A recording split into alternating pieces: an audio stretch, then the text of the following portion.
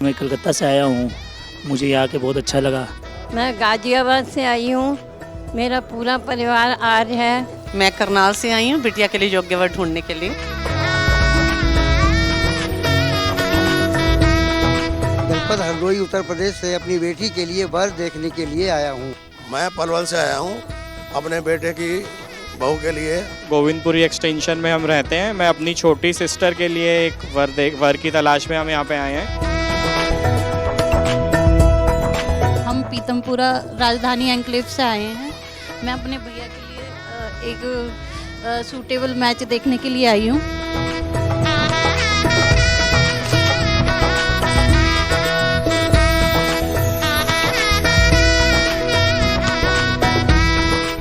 सोलह संस्कारों में विवाह संस्कार सबसे महत्वपूर्ण माना जाता है।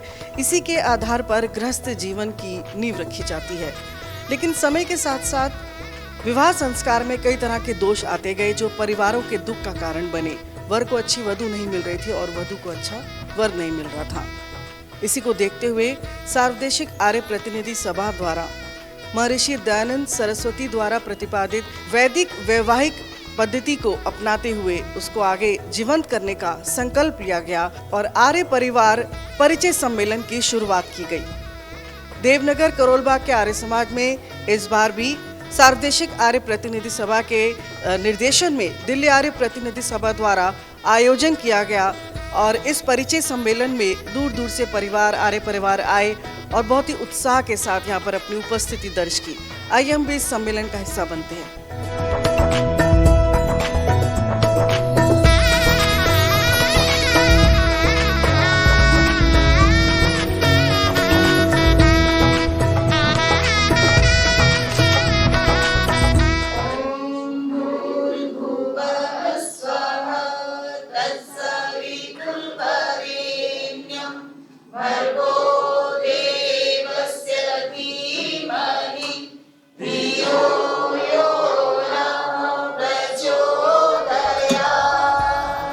गुणहीन व्यक्ति के लिए कन्या का देना एक बहुत ही वर्जित है, चाहे पिता के पास आजीवन रहे।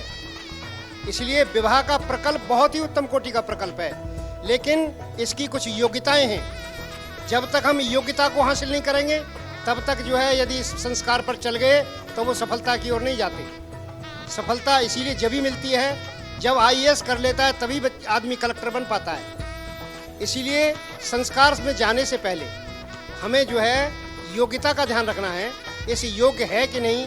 हमारे यहाँ वेदों का प्रचलन है, वेदों को पढ़ने के बाद ही संस्कार में जाने की योग्य है। इसलिए मैं सभी से निवेदन करूंगा कि इस संस्कार को आप अच्छी तरह से निभाएं। ये बहुत ही अच्छा प्रकल्प है और ये बहुत वर्षों से चल रहा है और इसके बहुत सकारात्मक परिणाम भी आए हैं। इसके द्वारा बच्चे जो है बच्चियों की शादी विवाह सेट हुए हैं, इसलिए बहुत अच्छा प्रकल्प है ये।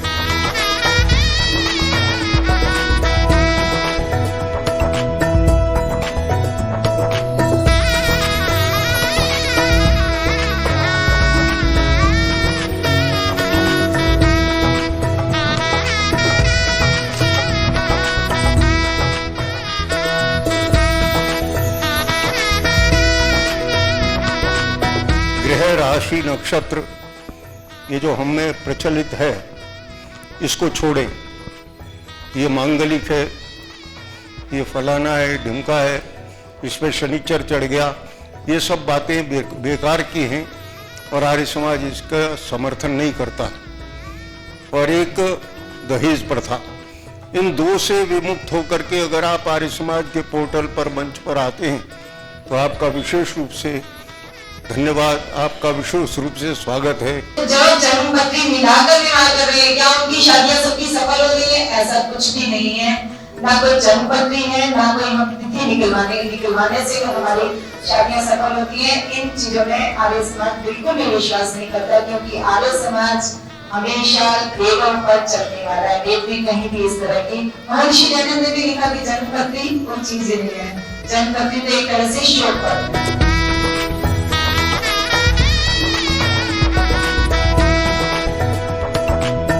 सार्वदेशिक आर्य प्रतिनिधि सभा का धन्यवाद करना चाहूँगी, जिन्होंने एक आर्य युवक और युवतियों का परिचय सम्मेलन रखा है। हमारे बच्चे संस्कारों से पिछड़ते चले जा रहे हैं और ये बहुत अच्छा मौका है।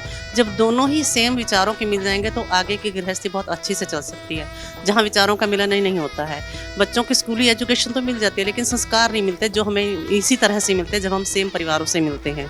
तो ये बहुत ही अच्छा प्रयास है और बहुत अच्छा लग रहा है। यह कोशिश बहुत अच्छी है, लोगों का भला होगा और अच्छे लोग मिलेंगे। आर्य समाज सबसे अच्छी संस्था है।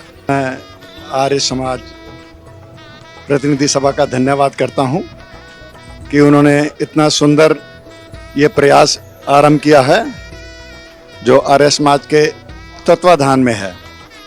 मैं नई दिल्ली पश्चिम विहार से अपने बच्चे के लिए, अपने बेटे के लिए, पुत्र वधू के लिए रजिस्ट्रेशन कराया है और यहाँ मैं इस सम्मेलन में सम्मिलित हुआ हूँ और मैं आशा करता हूँ कि मैं यहाँ यथासंभव प्रयास करके कुछ ना कुछ जरूर लेके जाऊंगा।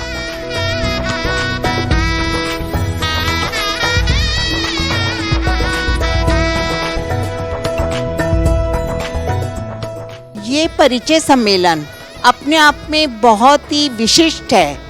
इससे हमें ये हर कोई चाहता है कि हमें जो जीवन साथी मिले वो हमारे अनुकूल हो और इसमें हमने आचार विचार और व्यवहार सब चीज़ों को ध्यान में रखते हुए जब बच्चे आपस में एक दूसरे को देखते हैं, खान पान समान हो, रहन सहन, तो उस हिसाब से अगर हमारा जीवन चलता है तो हमें जीवन में आगे बहुत सफलता मिलती है।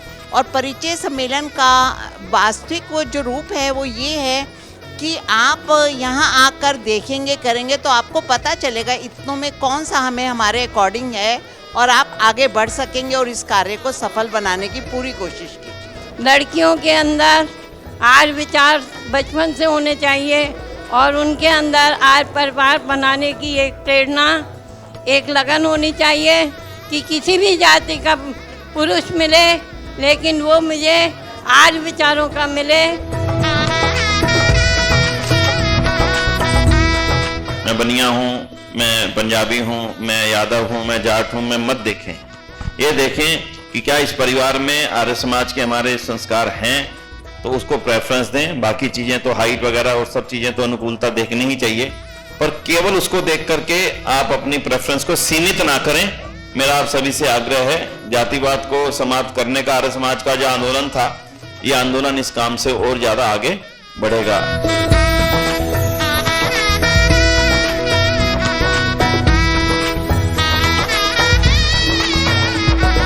हमारा पूरा आर्य परिवार है और मेरी सिस्टर की भी यही है कि वो भी आर्य परिवार में ही जाए, उसका खुद का है मानना और उसको भी पूरा यज्ञ और हवन आता है। तो हमारी भी ये रिक्वायरमेंट है कि प्योर वेजिटेरियन परिवार हो और बस। और यहाँ पे लग रहा है कि हमें कुछ अच्छा मिलेगा मैच। परिवार निर्माण तो आर्य समाज में ही होता है, जो कि मैं भी पौराणिक आर्य समाज में आने के बाद मेरे को बहुत कुछ समझने को मिला, जिस तरह से मेरे आचार्यों ने मुझे सिखाया।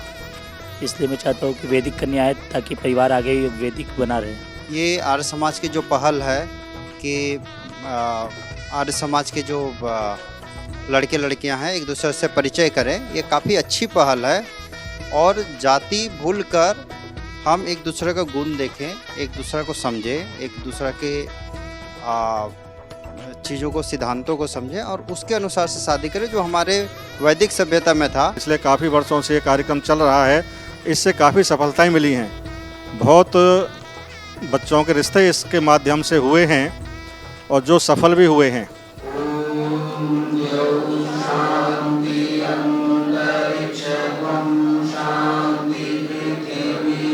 शांति